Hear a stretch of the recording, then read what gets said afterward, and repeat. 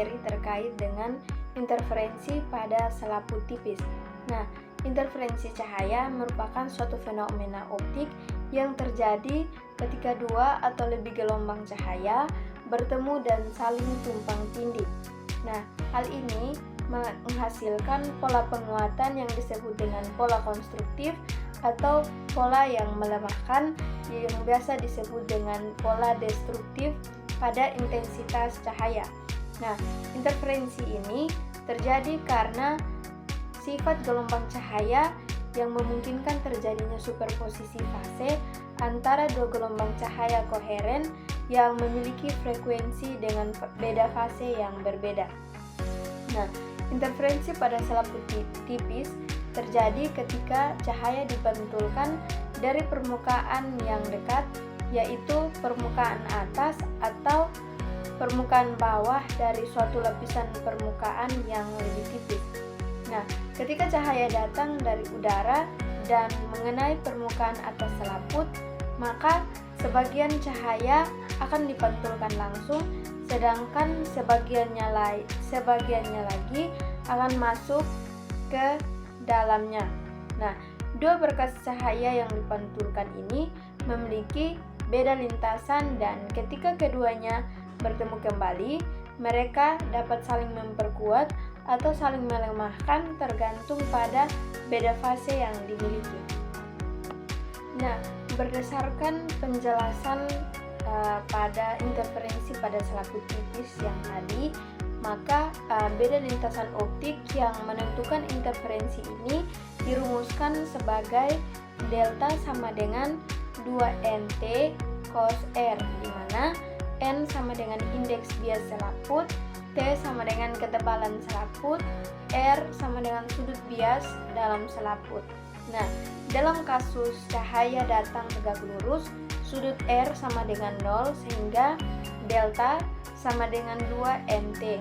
Namun, dalam interferensi selaput tipis perlu juga diperhatikan adanya pergeseran fase, di mana jika cahaya dipantulkan dari medium yang lebih rapat dengan indeks yang lebih tinggi, maka terjadi pergeseran fase sebesar setengah panjang gelombang atau lambda dibagi 2. Nah, pergeseran fase ini memengaruhi rumus dan syarat interferensi, di mana jika terjadi satu kali pergeseran fase, maka interferensi konstruktif akan terjadi jika 2nt sama dengan m ditambah 1/2 dikali dengan lambda. Nah, dan interferensi destruktif akan terjadi jika 2nt sama dengan m dikali dengan lambda. Nah, dengan m adalah bilangan bulat 0, 1, 2 dan seterusnya, dan sebaliknya jika terjadi pergeseran fase sama sekali, maka syarat konstruktif dan destruktif menjadi kebalikan dari kondisi tersebut. Nah, yang berikut adalah interferensi pada keping tidak sejajar. Interferensi pada dua keping kaca yang tidak sejajar terjadi ketika kedua pelat kaca diletakkan saling mendekat pada salah satu ujungnya dan sedikit terbuka di ujung lainnya, maka terbentuklah lapisan udara yang berbentuk irisan tipis yang tebalnya bertambah secara bertahap dari satu sisi ke sisi lain. Nah, teman-teman bisa lihat pada gambar di mana cahaya monokromatik masuk dan sebagian dipantulkan dari permukaan atas dan bawah celah udara di antara dua keping kaca.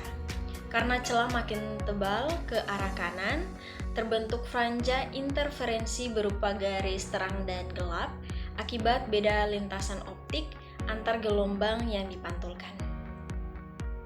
Selanjutnya, interferensi atau persamaan interferensi pada keping tidak sejajar.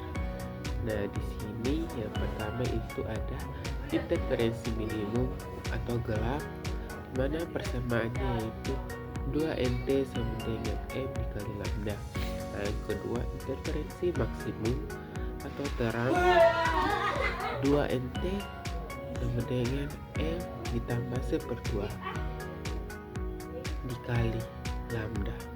Nah, di sini jika dua keping kaca membentuk sudut sangat kecil, maka ketebalan lapisan udara pada jarak X dari titik kontak. Nah, T sama dengan X tan delta X delta. Itu untuk delta lebih kecil 1. Nah, maka jarak antara dua fringe gelap terang, misalnya 2 minimum berturut-turut, dapat dihitung dengan delta X sama dengan lambda X per 2 delta. Semakin kecil sudut antar keping, maka fringe semakin rapat. Materi yang berikut yaitu tentang interferometer. Interferometer ini adalah salah satu alat yang digunakan untuk mengidentifikasi pola interferensi. Nah, alat ini dapat dipergunakan untuk mengukur panjang gelombang atau perubahan panjang gelombang dengan ketelitian sangat tinggi berdasarkan penentuan garis-garis interferensi. Walaupun pada awal dibuatnya alat ini untuk membuktikan ada tidaknya ether.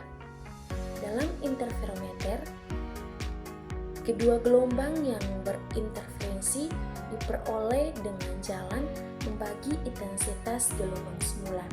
Contohnya adalah interferometer Michelson yang menghasilkan kesimpulan negatif tentang adanya ether.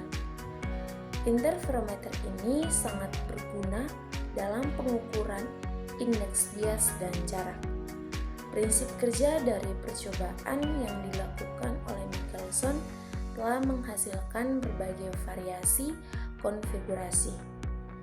Nah, agar pola interferensi yang misalnya berwujud lingkar-lingkaran gelap terang dapat terjadi hubungan fase antara gelombang-gelombang di sembarangan titik pada interferensi haruslah koheren. Baik, di sini saya akan menjelaskan tentang gelombang berdiri. Gelombang berdiri atau gelombang stasioner adalah fenomena gelombang di mana titik-titik tertentu dalam medium tetap diam disebut simpul, sementara titik-titik lain bergetar dengan amplitudo maksimum atau disebut perut. Gelombang berdiri terbentuk dari superposisi atau penjumlahan dua gelombang berjalan identik yang bergerak